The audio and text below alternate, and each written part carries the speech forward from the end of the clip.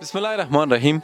دوستان عزیز، در ولسوالی زیبای قره‌باغ و قریه قلیباز هستیم، جایی که هموطنان عزیز ما اشد نیاز به آب داشتند. جای افتخار است که الله متعال این توفیق به ما داد تا ما چای 300 خدا در اینجا حفر کنیم. سپاسگزار هستیم عزیزایی که در این امر خیر سهم گرفتن. مصداق حدیث پیامبر اکرم صلی الله علیه و سلم است که بعد از مرگ یک فرد صدقه جاریه که چا جز از آن است برش میرسه. فرزندان این وطن جای بسیار دور می رفتن، آب تهیه می کردن و از درس می ماندن. حالا می تونن که انشالله بسیار به شکل سهولت و آسان از اینجا آب ببرن خانه، مطابق وقتی که ضایع می شد او را صرف درس خواندن. چند دقیقه را بود سابق که می آوردی؟ 40 دقیقه. دیر اوس انشالله خواه چه دا چا افر شوی دلته؟ او درس وای؟ او سوم تلگی که؟ او او ماشاءالله ماشاءالله.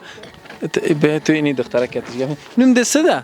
مروه. مروه جان پختو غږیږي که فارسی دواړه غږیږي دا دلته او به افر شوی ده خوخه کنه.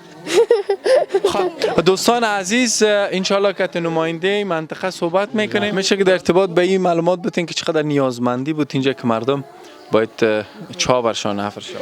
مونږ د دې مؤسسې د شرکت نه مهرباني ډېر ښه خدمت یې وکړ، ډېر ښه دغه یې وکړ. د خلک ډېر مشکلات سره مخ وو. اوس انشاءالله دغه نل چې جوړ شو مونږ ډېر خوشحاله یو. خدای دې خیر ورکړي، خوشحاله. معنی دوستان عزیز، برای ما ادامه داره. انشالله میتونید تماس بگیریم، ما در کمال امانتداری این رسالت انجام میدیم. تا آخر این سال 1000 حلقه چای آب حفر خواهیم نمود. و السلام علیکم و رحمت الله.